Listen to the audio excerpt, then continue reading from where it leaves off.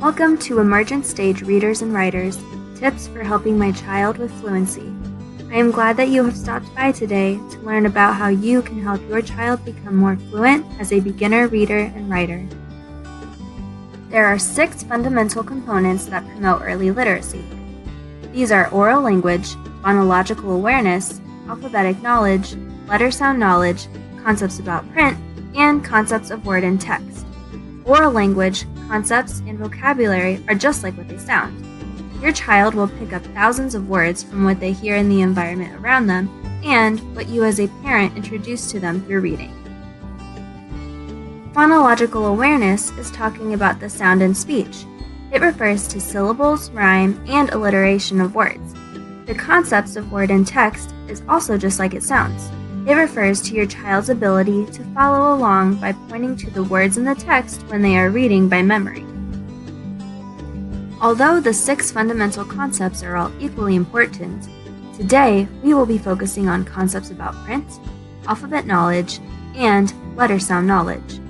These are all attributes that you can help your child with in the comfort of your own home. You probably already have all the tools you need to help your child become a fluent beginning reader and writer. When your child first begins to interact with reading, they will begin with pretend reading and move on to a stage of memory reading.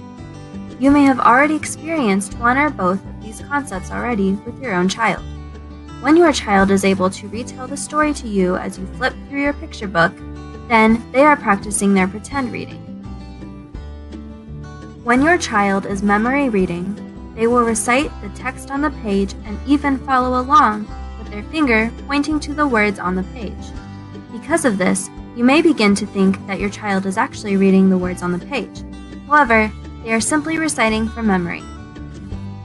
Memory reading is great practice for your child and should be encouraged at the beginning stages. This practice helps your child gain a sense of directionality with the words on the page and how we follow along from left to right and top to bottom until they reach the last word on the page.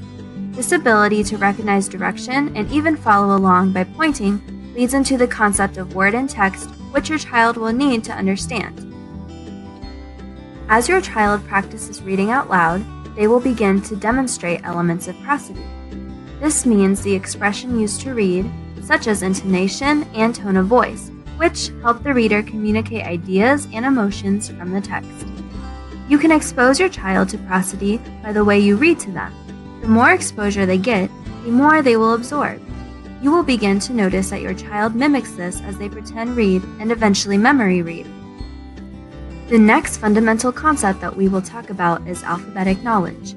This is the core to your child's literacy and fluency as a reader and writer. The alphabet shows us that there is a relationship between letters and sound. Each letter of the alphabet has a name and a sound associated to it. Once your child is fluent with the alphabet and the associated letter sounds, then they can begin to look at patterns in words and letters. For example, how letters are grouped together to make a single sound such as rain or train. But we are getting way ahead of ourselves here. Before they can begin looking at letter patterns, your child needs to master the alphabet. One tool you can use to help them with this at home is by word sorting. In the example pictured on this slide, you see that we have columns of pictures that all begin with the same letter sound. In the second column, we see words that start with the letter M: map, moth, milk, and mitten. Word sorting is great practice for your child to learn to associate beginning letter sounds. When your child is learning to sound out a word, they can look at the letter and associate it to a word that begins with that same letter and make a connection.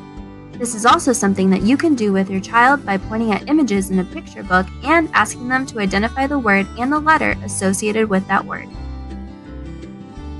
Rhyming words together is another great tool that you can use at home with your child. In the image shown on this slide, you see pictures and their associated words below the picture. Each picture rhymes with the word next to it. For example, we have dog and frog, shell and bell, and finally, hat and cat. Exposing your child to these rhyming words is beneficial for multiple reasons. By playing with the speech sounds, your child will develop phonological awareness. As your child's mastery of the alphabet and letter sound knowledge becomes stronger, They may even begin to notice patterns in the words that rhyme together. As you begin this journey with your child, it is important to remember that modeling and guided practice are extremely important and crucial in their own understanding. You can model these concepts by reading with your child and exposing them to many different books. This will also introduce them to new vocabulary and rhyming words.